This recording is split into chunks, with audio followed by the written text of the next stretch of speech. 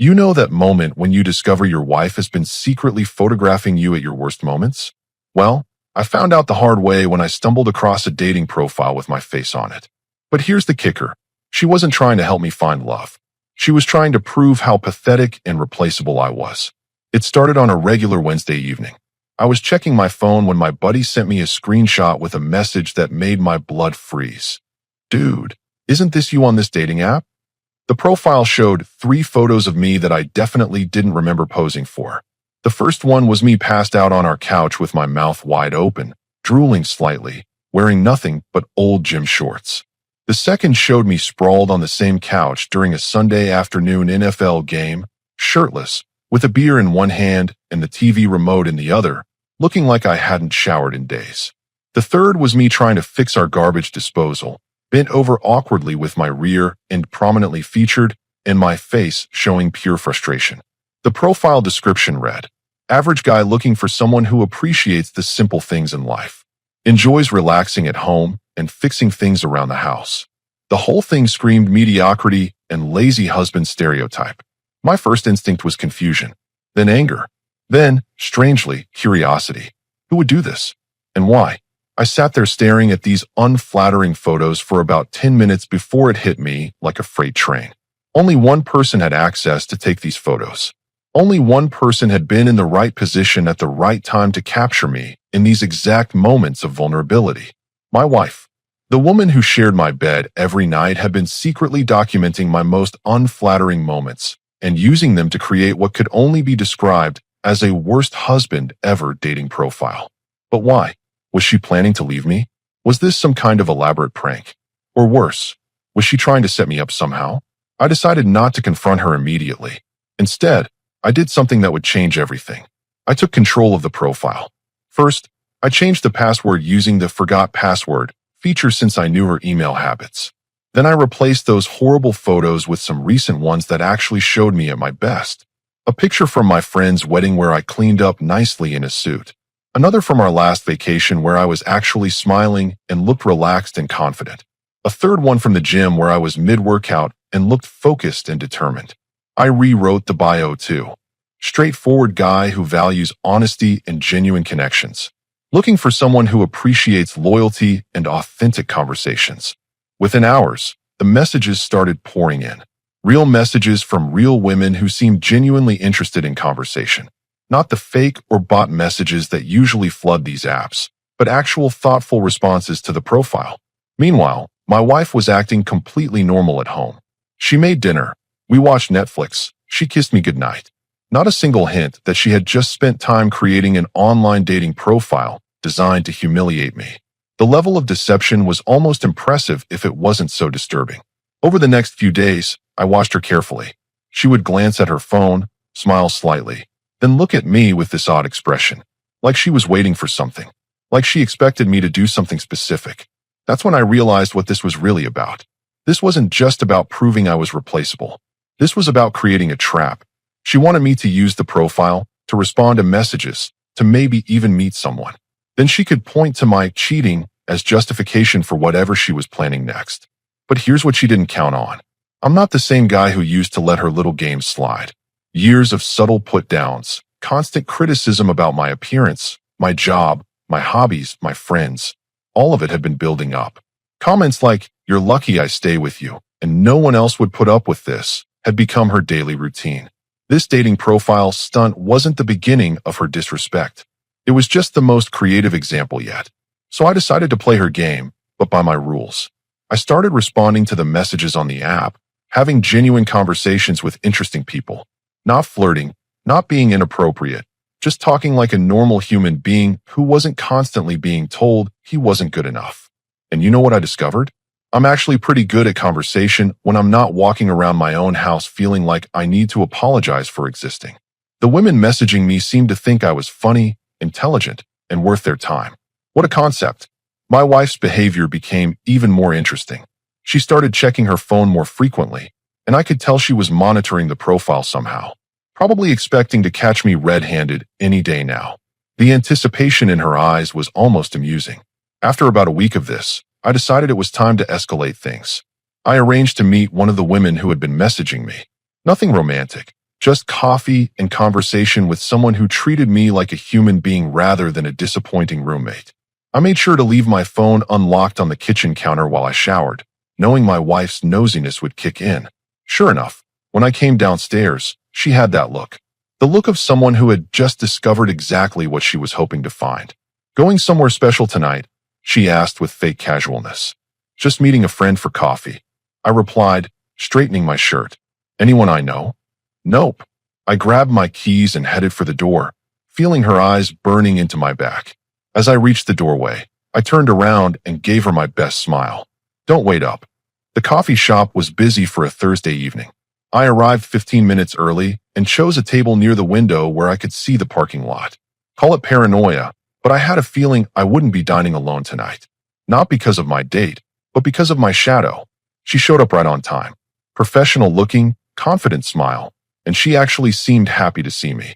When was the last time someone looked genuinely pleased to be in my presence? I couldn't remember. "You look exactly like your photos," she said, settling into her chair. "That's refreshing these days." "Well, I recently updated them," I replied with a slight grin. Figured it was time for a more accurate representation. We ordered coffee and started talking. Real conversation about books, travel, work, life goals. She was intelligent, funny, and best of all, she wasn't analyzing every word I said for hidden flaws. No eye rolling, no sighing, no subtle hints that I was disappointing her just by breathing. About 20 minutes into our conversation, I spotted a familiar car parked across the street. My wife's white Honda, with her distinctive bumper sticker collection still visible even in the evening light. She was sitting in the driver's seat, phone in hand, probably taking photos through the coffee shop window. "This is going to sound strange," I said to my date, "but see that white Honda across the street? That's my wife." Her coffee cup froze halfway to her lips. "Your wife?" "Let me explain. A couple weeks ago, I found a dating profile online with my pictures on it. Terrible pictures that made me look like a complete loser. Pictures I never posed for or approved. It took me about 2 seconds to figure out who had created it." "She made a fake dating profile of you?" "Exactly. But here's the interesting part. She used the worst possible photos she could find. Me sleeping with my mouth open, me lounging around looking like a slob, me bent over fixing appliances. Real attractive stuff." She leaned forward, clearly intrigued. "Why would she do that?" "I think she wanted to prove that I'm so unattractive and replaceable that no decent woman would be interested in me. Like some kind of twisted social experiment to confirm her daily commentary about how lucky I am that she puts up with me. That's..." She paused, searching for words. "That's actually kind of psychotic, right?" But here's where it gets interesting. Instead of confronting her about it, I decided to play along. I updated the profile with better photos and started having actual conversations with people. Like this one. She glanced toward the window where my wife's car was still parked. "So she's out there right now thinking she's caught you cheating? Probably taking photos for her divorce lawyer as we speak. Except we're just having coffee and talking.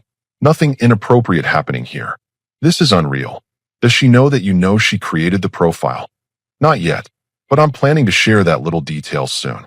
"See, I think this whole thing was meant to be a trap. She creates the profile expecting me to use it inappropriately. Then she catches me, and suddenly I'm the bad guy in the divorce. Perfect plan, except for one problem." "What's that?" "I'm not actually doing anything wrong. Having coffee with someone isn't cheating. Having a normal conversation with a person who treats me with basic respect isn't a crime. But her sitting out there stalking me and taking secret photos? That's a whole different story." My date shook her head in amazement. "How long have you been married?" 8 years. And for about 6 of those years, she's been systematically tearing down my confidence with little comments about my appearance, my job, my friends, everything really. This dating profile thing isn't the start of her disrespect. It's just the most creative example yet. So what are you going to do? I'm going to let her collect all the evidence she wants from tonight. Then I'm going to show her exactly what real evidence looks like. Screenshots of the original profile she created, documentation of her creating fake accounts, proof that she's been secretly photographing me for months. When this is all over, she's going to wish she'd just asked for a divorce honestly instead of trying to manipulate the situation. We continued talking for another hour. She told me about her job as a marketing coordinator, her weekend hiking trips, Her book club that actually sounded fun, unlike my wife's group that seemed to exist solely for complaining about husbands. It was refreshing to have a conversation that didn't involve someone pointing out my shortcomings every 5 minutes. When we were getting ready to leave, I glanced outside again. My wife's car was still there, now with the interior light on. She was definitely working on something. Probably uploading photos and crafting her victim narrative for tomorrow's confrontation. Thank you for tonight, my date said as we walked toward the parking lot. This was definitely the most interesting coffee I've had in a while. Thank you for understanding the situation. Not everyone would be so cool about accidentally being part of someone else's marriage drama. Are you going to be okay? This sounds like a pretty toxic situation. I'm going to be better than okay. For the first time in years, I'm thinking clearly about what I actually want and what I'm willing to tolerate. Tonight has been very educational. As I walked to my car, I could feel my wife's eyes following my every move. I waved cheerfully in the direction of her Honda before getting in and driving home. Let her sit there and process whatever story she was planning to tell. By the time I was done with my response, her narrative was going to fall apart completely. I drove home knowing that tomorrow would bring the confrontation she'd been building toward. But what she didn't realize was that I'd been building towards something too. Something that would end this ridiculous situation once and for all. The next morning came with the performance I'd been expecting. My wife was practically vibrating with anticipation as she made coffee, stealing glances at me every few seconds like she was waiting for the perfect moment to drop her bombshell. "Sleep well?" she asked with fake sweetness.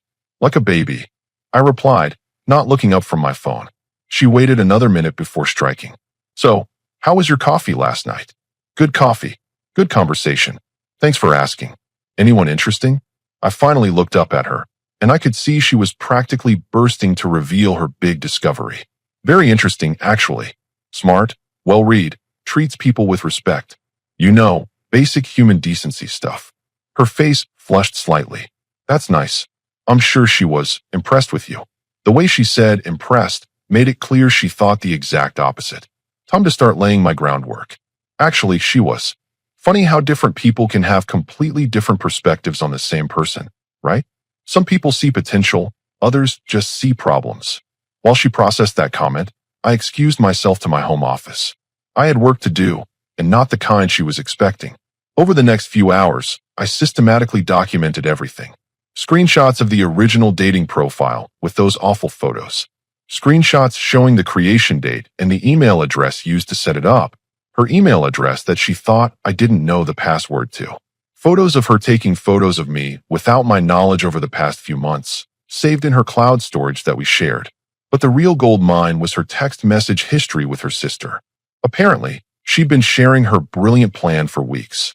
Messages like, "I created the perfect trap," and "When he takes the bait, I'll have everything I need for the divorce," and my personal favorite. Those photos make him look pathetic. No woman would want him. I also found evidence of her monitoring the dating profile activity. She'd been tracking every message, every interaction, waiting for me to slip up so she could play the victim card. The irony was beautiful. While she was building her case against me, she was actually building my case against her.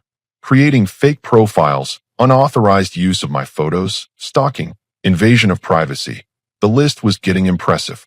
Around noon, she appeared in my office doorway with lunch and that same expectant expression. "I made you a sandwich," she said, setting the plate down. "Thanks. That's thoughtful. We should probably talk later." "About last night?" "Sure. I'm actually looking forward to that conversation." She clearly wasn't expecting that response. Her smile faltered for just a second before she recovered. "Good. I think it's time we were honest with each other about where this marriage is heading." I couldn't agree more. Complete honesty sounds perfect. After she left, I continued my preparation. I printed everything. Every screenshot, every message, every piece of evidence of her elaborate setup. I organized it all into a folder that would make any lawyer proud. Then I did something she would never expect.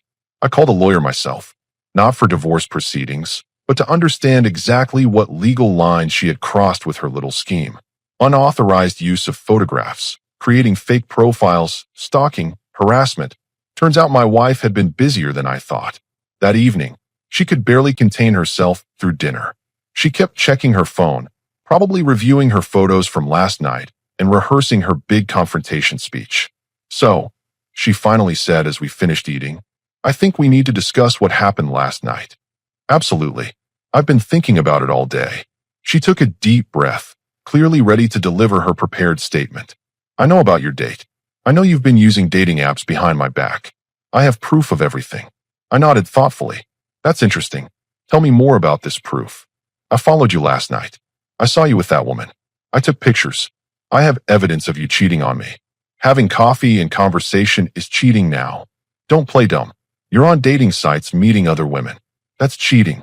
You're right. Someone has been on dating sites. Someone did create a profile and arrange meetings. Someone has definitely been deceptive in this marriage. I stood up and walked to my office, returning with the folder I'd prepared. Let's talk about that. I opened the folder and spread the first set of screenshots on the dining table. Her face went white as she recognized the original profile she'd created. This is you creating a fake dating profile using my photos. Photos you took without my permission while I was sleeping, relaxing, or doing household repairs. Photos specifically chosen to make me look as unattractive as possible. Her mouth opened and closed like a fish out of water. These are your text messages to your sister, discussing your plan to trap me and collect evidence for a divorce. And this, I said, placing another set of papers on the table, is documentation of you stalking me last night and taking unauthorized photographs. She stared at the evidence, her master plan crumbling in real time. Now, I continued, sitting back down. Let's talk about who's really been deceptive in this marriage and who's really been planning a divorce. The silence that followed was deafening. My wife sat there staring at the evidence spread across our dining table like she was looking at alien hieroglyphics. Her mouth moved, but no sound came out. I can explain, she finally whispered. Please do. I'm genuinely curious to hear how you explain creating fake profiles, unauthorized photography, stalking, and planning to frame me for infidelity. She looked around the room like she was searching for an escape route. It wasn't supposed to go this far. I wanted to see if you would actually what? Use the profile you created specifically to trap me? Congratulations, mission accomplished. Except you forgot one tiny detail. What? I never did anything wrong. Having coffee with someone isn't cheating. Having a normal conversation isn't adultery. But what you did, creating fake accounts, using my photos without permission, stalking me, planning to manipulate divorce proceedings, that's a whole different category of behavior. She reached for the papers, probably hoping to hide the evidence somehow. I gently moved them out of her reach. These are copies. The originals are somewhere safe. You can't do this to me. Do what? Present facts? Tell the truth? Use actual evidence instead of manufactured drama. Her shock was rapidly turning into anger. You think you're so smart, don't you? You think you've won something here. I think I've learned something important about the person I married. And I think you've shown me exactly what kind of future we'd have together. She stood up abruptly, knocking her chair backward. This is ridiculous. So what if I created a stupid profile? So what if I followed you one night? You're my husband. I have a right to know what you're doing. Actually, you don't have the right to stalk me, photograph me without consent, or create fake online personas using my identity. Those are called crimes in most places. You're being dramatic. Am I? Let me read you something. I picked up one of her text messages to her sister. Quote, those photos make him look pathetic. No woman would want him. When he takes the bait, I'll have everything I need for the divorce. End quote.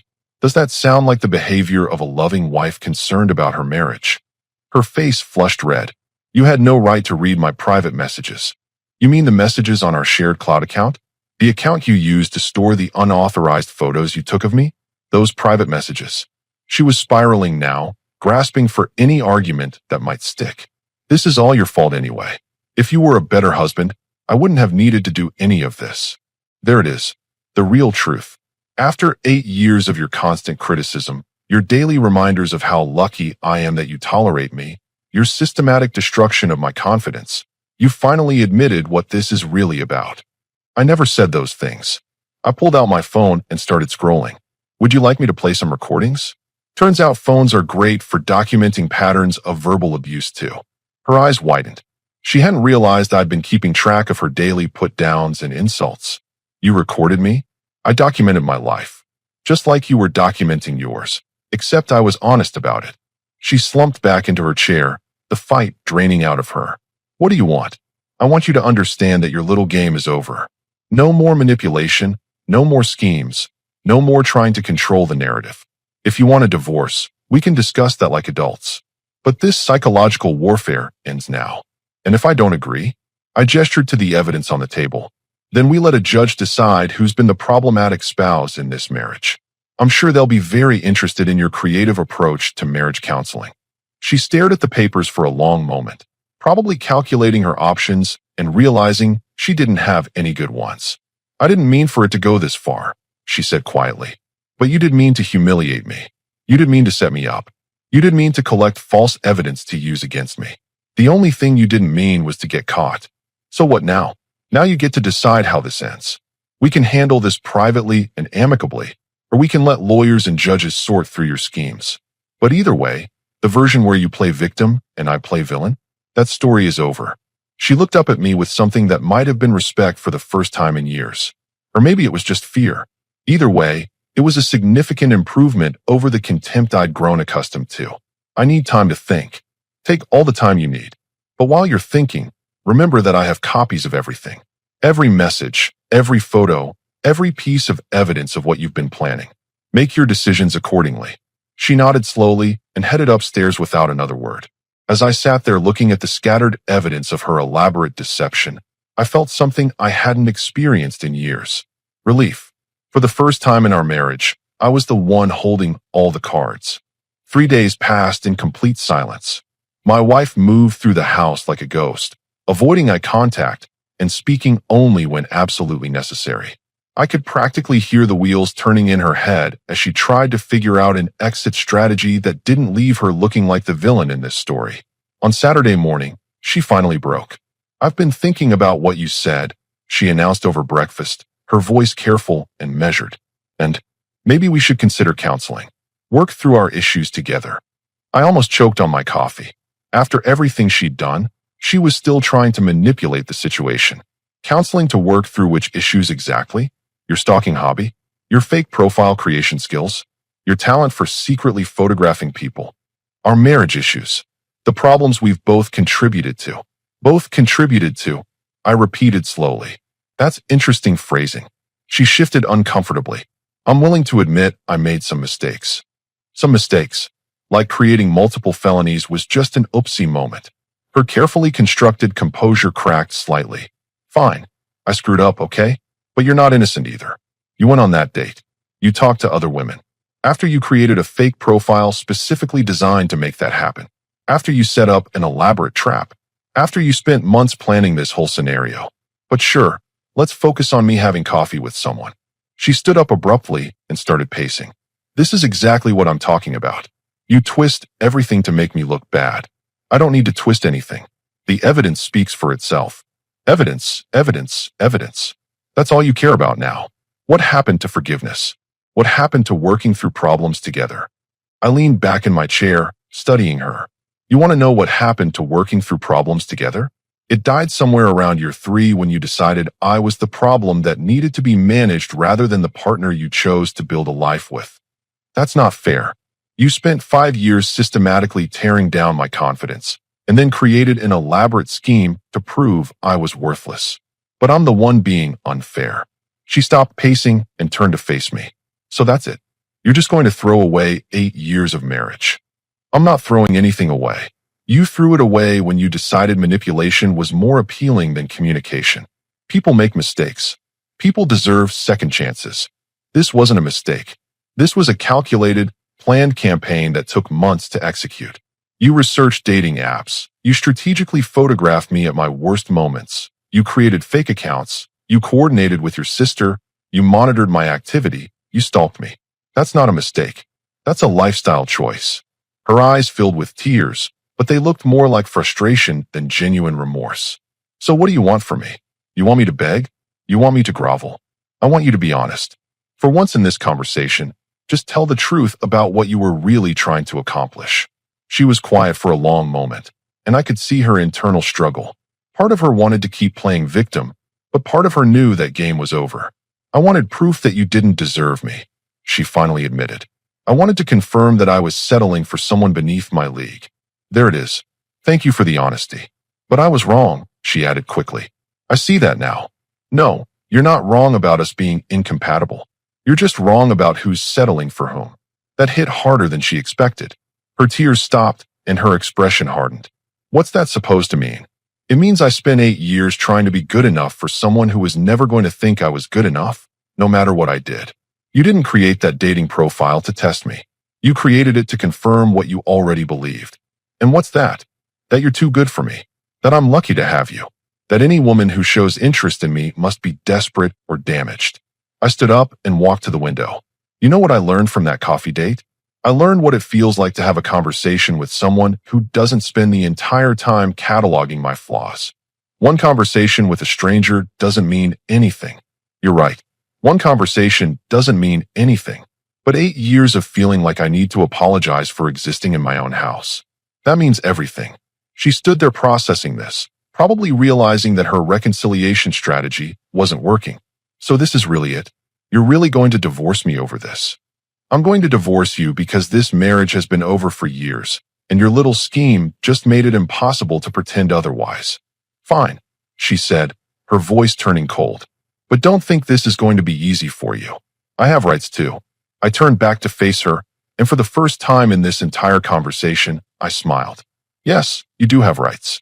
And I have evidence. Let's see which one carries more weight in court. 6 months later, I was sitting in my lawyer's office signing the final divorce papers.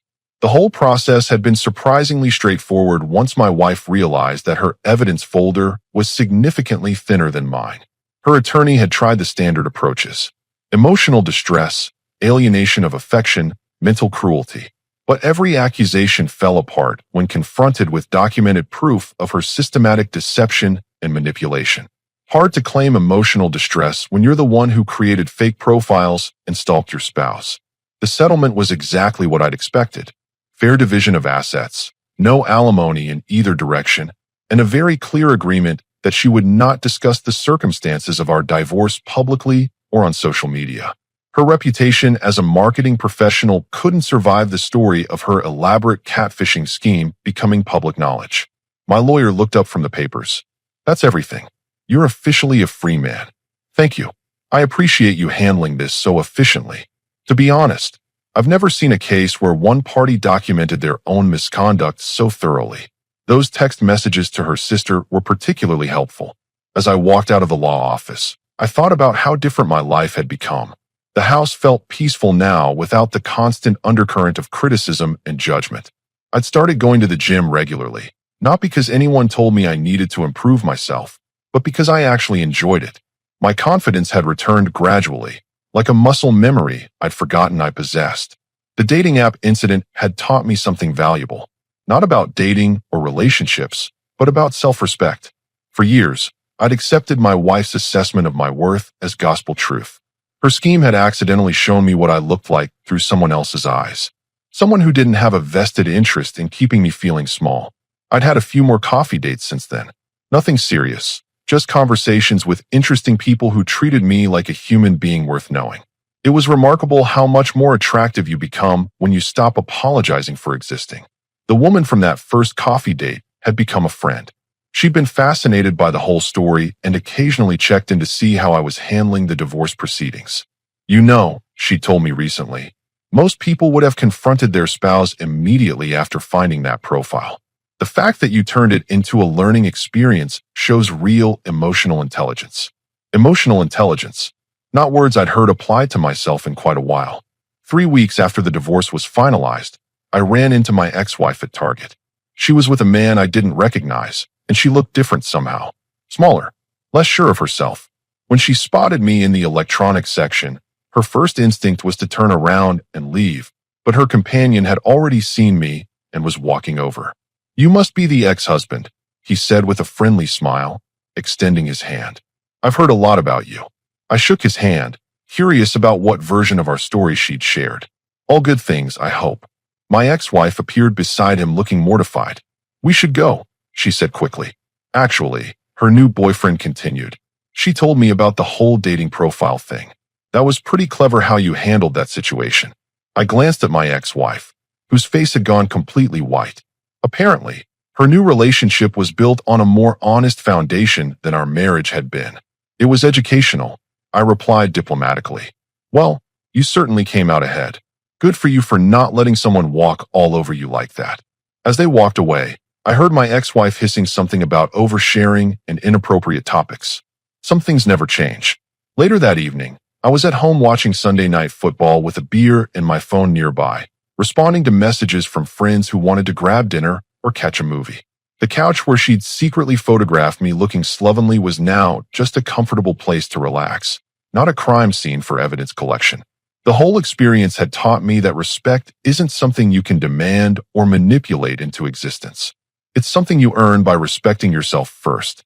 My ex-wife had spent years trying to prove I wasn't worth her time, and ironically, she'd succeeded in proving that she wasn't worth mine. The funny part was, she'd been right about one thing. I was replaceable in her life, but she'd been wrong about everything else. I wasn't desperately lucky to have someone settle for me. I wasn't pathetic or unattractive or unworthy of genuine affection. I was just someone who'd forgotten his own value for a while. And thanks to her elaborate scheme to prove my worthlessness, I'd remembered exactly who I was when someone wasn't constantly telling me who I wasn't. The irony wasn't lost on me. She'd created that dating profile to prove how replaceable I was, and all she'd proven was how replaceable she was. Turns out, when you spend years making someone feel small, they eventually realize they can feel much bigger without you. My phone buzzed with a text from a colleague asking if I wanted to join their club. The same colleague who'd mentioned last week that his sister had enjoyed our conversation at the company barbecue and wondered if I was single. I smiled and typed back, absolutely. What are we reading this month? Life after marriage was turning out to be exactly what I'd hoped it would be. Peaceful, honest, and full of people who were genuinely happy to see me walk into a room. Some replacements, it turns out, are significant improvements.